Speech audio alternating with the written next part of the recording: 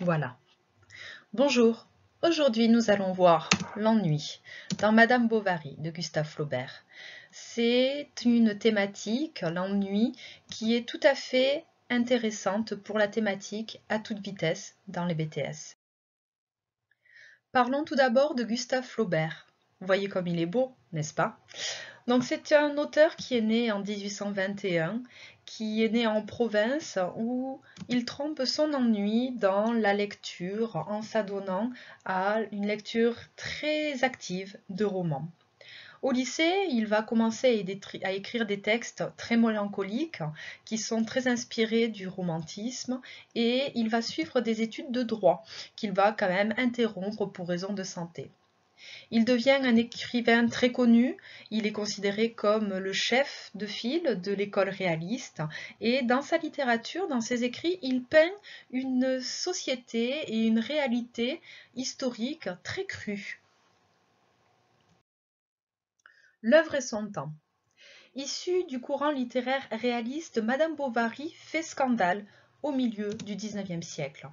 Il faut savoir que c'est un roman typique du courant réaliste. Il critique donc énormément la classe bourgeoise. La morale religieuse a considéré que cette histoire était une apologie de l'adultère. Et en 1857, Flaubert est jugé pour outrage à la morale publique et religieuse et aux bonnes mœurs. En 1857, il est jugé tout comme un certain Charles Baudelaire pour Les Fleurs du Mal. Contrairement à ce dernier, Flaubert sera acquitté, mais extrêmement blâmé par la critique. Malgré la critique acerbe que Madame Bovary va recevoir, il faut savoir que c'est un roman qui est considéré aujourd'hui comme un classique et parce qu'il a eu un très grand succès à son époque, il continue d'ailleurs aujourd'hui à être énormément lu. En quelques mots, l'œuvre. Il faut d'abord savoir que Madame Bovary est la fille d'un riche fermier. Elle représente donc la femme bourgeoise de son époque dans toute sa splendeur. Elle va se marier à Charles Bovary, un officier de santé qui est veuf au moment où il l'épouse.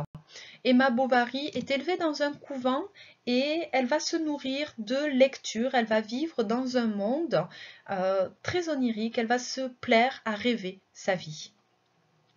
Lorsqu'elle s'installe dans une petite ville de campagne, la naissance de sa petite fille, Berthe, ne va pas réussir à la distraire et très rapidement, elle va commencer une liaison extra-conjugale avec Rodolphe. Malheureusement, ce dernier va lâchement l'abandonner et cela va la conduire à une crise de mysticisme. Elle va se laisser s'engouffrer, on va dire, dans une dévotion extrême.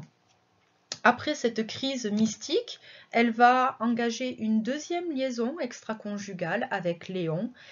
Rodolphe et Léon l'auront conduite à créer énormément de dettes et lorsque celui-ci l'abandonne et qu'elle se retrouve confrontée à la réalité criblée de dettes, elle ne pourra supporter tout ceci et elle se donnera la mort. Le roman se termine sur un Charles Bovary seul, endetté, et une petite fille Berthe qui finalement, après avoir perdu son papa, sa maman perdra également son père. Vous avez donc ici l'œuvre en quelques mots.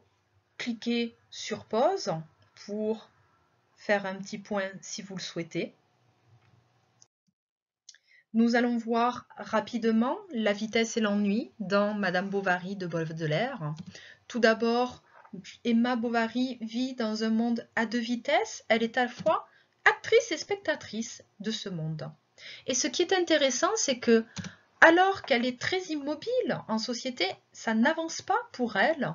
Son monde, ses rêves sont extrêmement tumultueux. La passion et l'adultère dans Madame Bovary, c'est quelque chose de tabou à cette époque, que ce soit dans l'époque du roman ou dans l'époque de Gustave Flaubert, et pourtant, c'est quelque chose qui va être salvateur pour Emma, même si elle n'en réchappera pas, il faut le dire. C'est salvateur parce que ça lui procure une certaine vie intense Et en même temps, ça va donner une certaine forme de grandeur à cette vie qu'elle juge plate. En effet, tout est plat autour d'elle. D'ailleurs, lorsqu'on regarde ce qu'elle pense de Charles, c'est assez probant de vérité. La conversation de Charles était plate comme un trottoir de rue, et les idées de tout le monde y défilaient dans leurs costumes ordinaires, sans exciter d'émotion, de rire ou de rêverie. Je vous invite surtout à observer les termes suivants.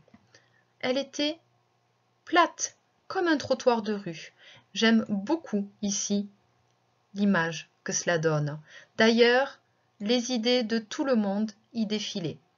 Tout le monde y défilait dans un costume ordinaire et il n'y a ni émotion, ni rire, ni rêverie. On est dans quelque chose qui est platement réaliste, qui n'a pas vraiment de folie, qui n'a pas de choses extrêmement, comment dire, palpitantes. Charles est ennuyeux et cela rend la vie ennuyeuse pour Emma.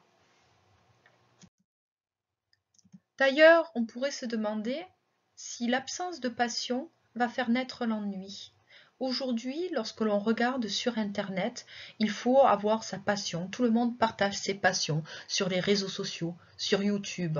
Et pourtant, cette passion qui devient une injonction morale, une injonction civile, si elle n'existe pas, est-ce qu'elle est vraiment à l'origine de l'ennui? Et on pourrait pour cela s'appuyer d'abord sur cette citation tirée du texte de Madame Bovary de Flaubert. Avant qu'elle se mariât, elle avait cru avoir de l'amour, mais le bonheur qui aurait dû résulter de cet amour n'étant pas venu, il fallait qu'elle se fût trompée, songeait-elle. Et Emma cherchait à savoir ce que l'on entendait au juste dans la vie par les mots de félicité, de passion et d'ivresse qui lui avaient paru si beaux dans les livres. Pour terminer, je vous mettrai en description dans les commentaires une vidéo que j'ai trouvée sur TED qui parle d'un homme qui n'a pas de passion, qui n'a pas cette chose que l'on va prôner notamment dans l'ikigai, par exemple, le concept japonais pour avoir une raison d'être. Je vous invite à vous interroger sur votre passion, si vous en avez, si vous n'en avez pas, et si tout le monde en a. Sur ce, je vous souhaite de bonnes réflexions, de bonnes lectures et surtout de vous cultiver. Au revoir.